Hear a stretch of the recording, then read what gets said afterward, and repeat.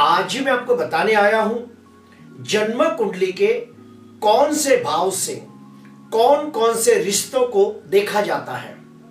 पहला भाव होता है हमारे खुद का। उसके बाद ये होता है हमारे कुटुंब का भाव होता है।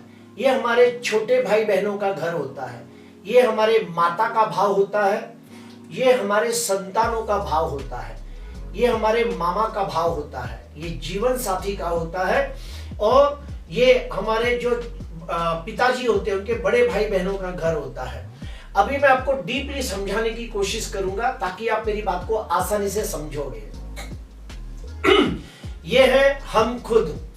तो यहां पे आप देखिए नाना लिखा है। नाना कैसे आएंगे वो भी बताना चाहूंगा।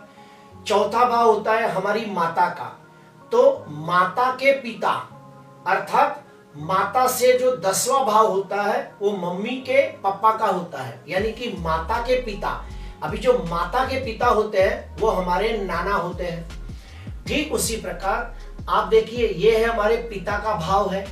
तो पिता से चौथा भाव पिता की माता, फिर से कहूंगा पिता से चौथा भाव यानी कि पिता की माता, और पिता की माता हमारे लिए होती है दादी।